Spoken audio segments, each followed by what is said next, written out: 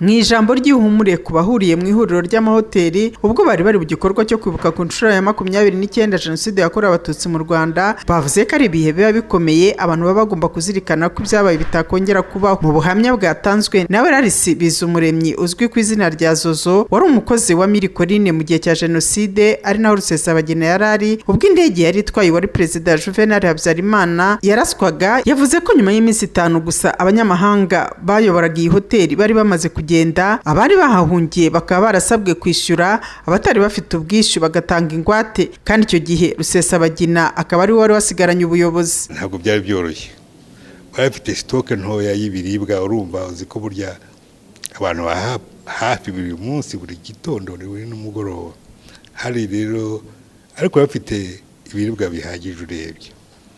Ubwo rero ikiza cyabaye Buruseli bahamagaye baravuga bati noneho rero abantu baza muri Mirikorine bahahungiye babeho ngaho, bahabe nta kuriha ibiribwa, nta kuriha na hoteli. Ko nyuma Rusesabagina hagiye hagereye arabihindura, uje muri hoteli kariha amafaranga. Hari n'abari bafite amafaranga, noneho kubera ko batari bafite amafaranga noneho bagatanga imodoka zabo hokosiyo, gatanga karite rose, abandi batanga amasheke bati muzarotira intambara yarangiye.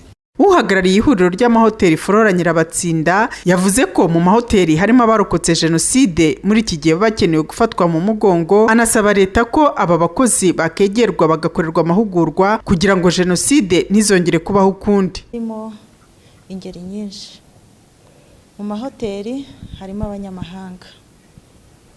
abanyamahanga bakeneye kumenya ni ibiki byabaye muri Jenoside mu Rwanda, hatatazagwa no mu cyaha cyo gupfobya kandi ari iruhande rw'inzibutso.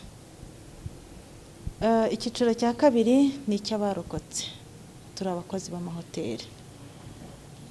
Dukeneye ko bagenzi bacu tubana umunsi ku munsi badufata mu mugongo tukajyana kwibuka abacu twabuze muri Jenoside. Abakozi mu mahoteli bakenewe amahugurwa menshi kugira ngo bagire umutima wa kimuntu, bagire ibi byabaye ntibizongere.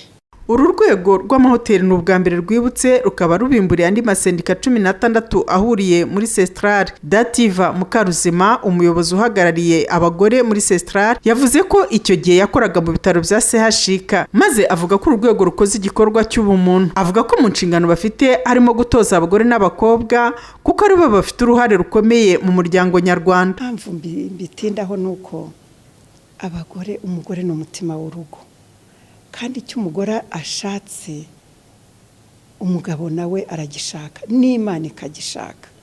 Ni ukuvuga rero ngo abagore iyo baza kuba barakoze inshingano zabo muri kiriya gihe, kuko hari abishe, abo bishe ntabwo bagombaga kwica nk'abagore.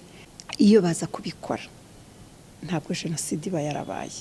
Nicyo kintu rero tugomba kugira, tukaba intwari, tukigisha abagore yuko bagomba kuba intangarugero.